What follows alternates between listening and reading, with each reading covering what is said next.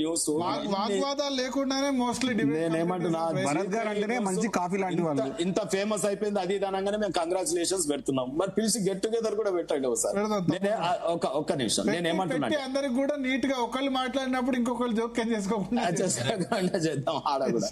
అయితే నేనేమంటున్నా ఇప్పుడు శరత్ అన్న అయితే న్యూట్రలే కదా, అడ్వకేటే కదా, ఆయన అన్ని పార్టీలో నేకొచ్చు, ఆయన సర్వ స్వతంత్రుడు.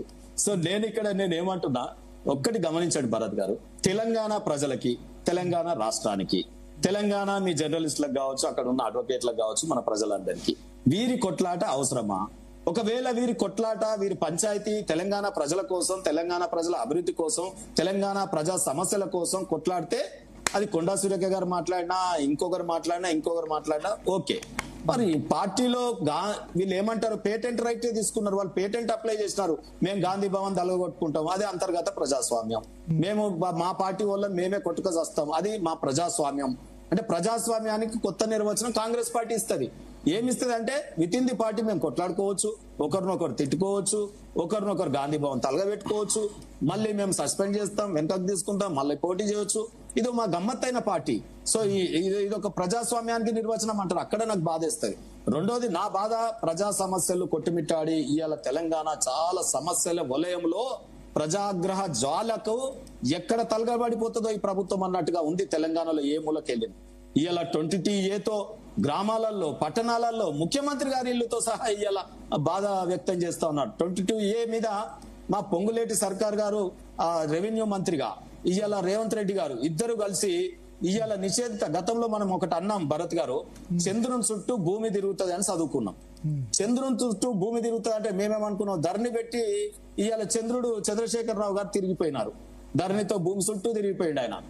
ఆయన మీద రావుకేతు లాగానో లేకపోతే యమధర్మరాజు చిత్రగుప్తులాగా ఆయన పాపాలు లెక్క పెట్టి శిక్షలు వేస్తారేమో అనుకున్నాం. ఇవాళ రేవంత్ రెడ్డి యముడు గారు ఆ చిత్రగుప్తుని లెక్క ఈయన లెక్కలు రాస్తాడేమో అని పొంగులేటని అనుకుంటే 22A లెక్కలు రాస్తుండ ఆయన. సో నేనేమంటున్నానంటే ఇక్కడ ఇవాళ తెలంగాణకు పట్టిన రాహుకేతులాగా మారిపోయినారు రేవంత్ రెడ్డి గారు, పొంగులేటి గారు. ఇవాళ అభివృద్ధి పొంగుతుందేమో అనుకుంటే పొంగులేటి సర్కార్లో భూములు నిషేధించే జాబితాలో పొంగుతా ఉన్నాయి. సో నేను ఒకటి ఇక్కడ భరత్ గారు మీ దృష్టికి తీసుకొస్తాను. ఇవాళ 22A నిషేధిత జాబితాలో ఇవాళ ప్రజలు పడుతున్న కష్టాల మీద తెలంగాణలో అసహనం ఉందా లేదా?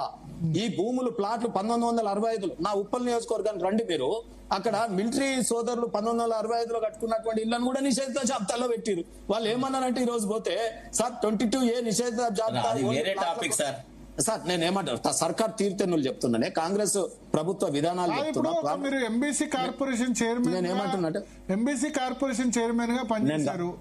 అది ఎప్పుడో ఇష్యూ కాదా ఏది issue, Konda Surekha issue BC angle లో చూడొచ్చా చూడరాదా? ఇప్పుడు బీసీ ఇష్యూ ఏమో కామెంట్ చేసి బీసీ అంటే కరెక్టా అని కొద్దిమంది అంటారు, లేదు కాంగ్రెస్ లో డిస్క్రిమినేషన్ ఉంది, కాంగ్రెస్ లో అన్ని బీసీల కోసం ఎక్కడ పోరాడిరు? నాకు ఆమె పార్టీ పోరాడిర్రా, వాళ్ళు పోరాడిర్రా చెప్పండి మీరు. సో ఇట్లా మన పదవులు కాపాడుకోవడానికి బీసీ కావాలి, మిగతా టైంలో బీసీలు వద్దా? మరి పోరాటంలో ఉండాలి కదా. ఇప్పుడు ఈ రోజు నేను బీజేపీ పార్టీలో ఉంటూ కూడా నేను అనేక వివిధ పార్టీల సంఘాలు బీసీ మీటింగ్లకు పిలిచినా పోయి నా భావజాలాన్ని నేను బీసీలకు చేస్తున్నటువంటిది ఇంకా ఏం చేయాలనేది నేను డిమాండ్ చేస్తా ఉన్నాను. ఇంతెందుకు సాయి చూసినాడు కదా ఆ రోజు ప్రభుత్వం, ఈ కాంగ్రెస్ ప్రభుత్వం పిలుస్తే కూడా చర్చలకు పోయి బీసీల గురించి నేను నా వాదన వినిపించాను. సో నేనేమంటున్నానంటే ఈ రోజు ఎక్కడైతే మనం ఉన్నామో, నేను ఇంతకుముందే అన్నా ఓబీసీల కోసం మాట్లాడుతుందా మరి ఈ పంచాయతీ? చెప్పండి. రెండోది నేనేమంటున్నా, ఈ రోజు శరతన్న ఒక్కటి, ఈ రోజు కాంగ్రెస్ పార్టీలోని లుకలుకలు ఒకరి కాళ్ళు పట్టుకొని ఒకరు గుంజి ఒక అస్థిర ప్రభుత్వాన్ని అందించి గతంలో 10 ఏళ్ళు మోసపోయినామంటే ఇవాళ ఈ 2.5 ఏళ్లలోనే ఈ సర్కారు కుప్పకూలిపోయే పరిస్థితి వస్తా ఉంది.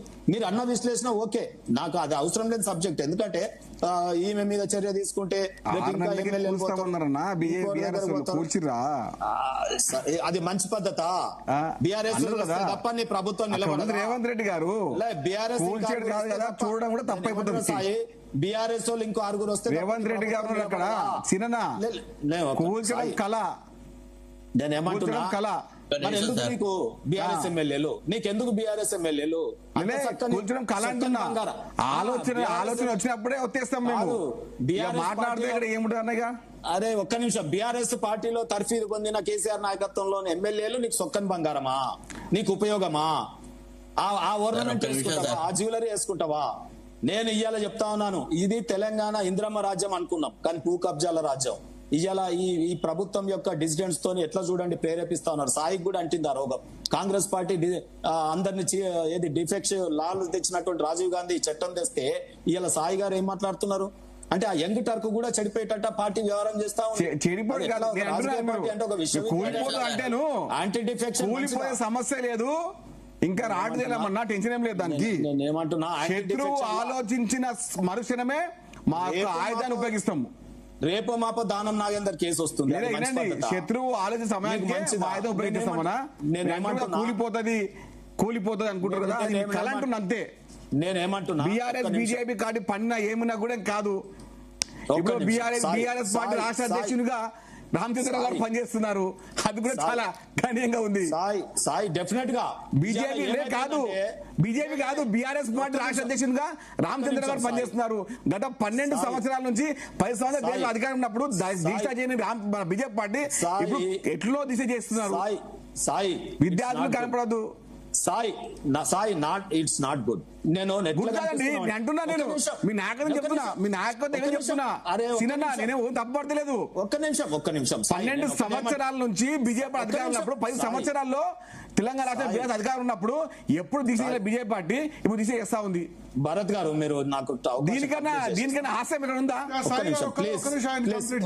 నేను కంప్లీట్ చేస్తాను. సాయి గారు, మీ బాడీ లాంగ్వేజ్ చాలా కూల్ గా నవ్వుతూ మంచిగా మాట్లాడుతున్నారు, మంచిగా ప్రజెంట్ చేస్తున్నారు, మంచిగా డెవలప్ అవుతున్నారు. కానీ సాయి, నీ నోట్లో ఏలు పెట్టిన కొరకం అనిపిస్తుంది, కానీ ఇదేంటి నా మీద పడి కరుస్తున్నావు? ఒక్క నిమిషం, ఒక్క నిమిషం చెప్తున్నా, మీకు అర్థమవుతుందో లేదో. ఒక్క నిమిషం, తెలంగాణ వాది హైదరాబాద్ లాంగ్వేజ్ కొంచెం అట్లా ఉంటది.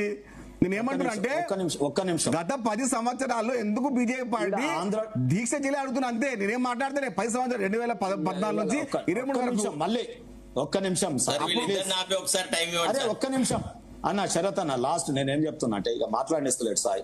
నేను ఒకటి చెప్తా ఉన్నాను, ఇవాళ మీ అడ్వాంటేజ్ ఏంటంటే ఈ సెల్లులలో అనుకుంటాం మనం, ఏది కొన్ని మోడ్స్ ఉంటాయి. సైలెంట్ మోడ్ కి ప్రతిపక్ష నాయకుడు పోయిండు. ఆ సైలెంట్ మోడ్ పోయేసరికి ఏమైపోయింది, మీ రేవంత్ రెడ్డి గారు మంచిగా ఫ్లైట్ మోడ్ లోకి వెళ్ళిపోయాడు. అన్ని విదేశాలు, ఢిల్లీకి మూటలు, ఈ విమానాలు గాలి మోటార్ల మీద గాల్లో తిరుగుతున్నాడు. ఈయన ఫ్లైట్ మోడ్ లకు పోయి, ఆయననేమో సైలెంట్ మోడ్ లకు పోయి. ఇప్పుడు మేము ప్రజా సమస్యల మీద వైబ్రెంట్ మోడ్ లో మేము తిరుగుతున్నాం. మేమేమంటున్నాం, హౌస్ అరెస్ట్ చేస్తా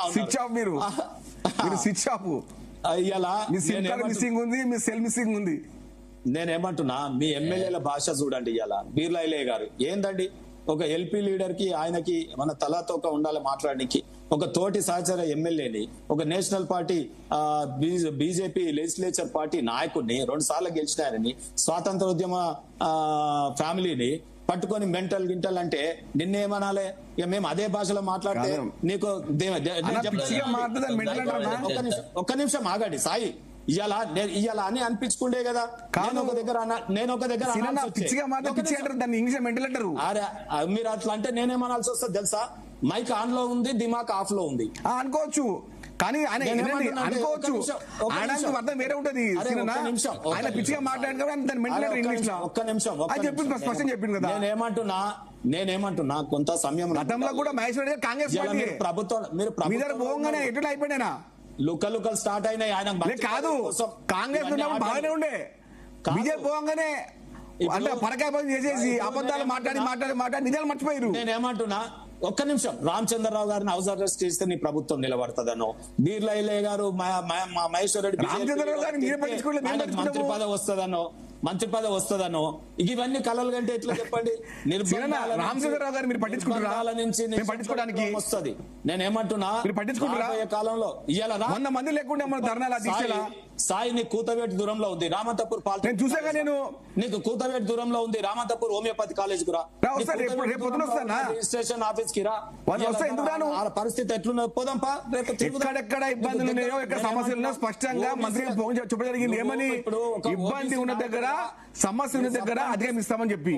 ఒక్క నిమిషం, ఇవాళ కొండా సురేఖ ఎపిసోడ్ గానీ, ఇవాళ కోమటిరెడ్డి బ్రదర్స్ ఎపిసోడ్లు గానీ, ఇవాళ అనేక మంది చిన్నారెడ్డి ఎపిసోడ్ గానీ, ఇవన్నీ కాంట్రాక్ట్లలో పంపకాలలో వచ్చే గొడవలు తప్ప ఇంతకుముందు సోదరుడు విజయ్ గారు చెప్పిన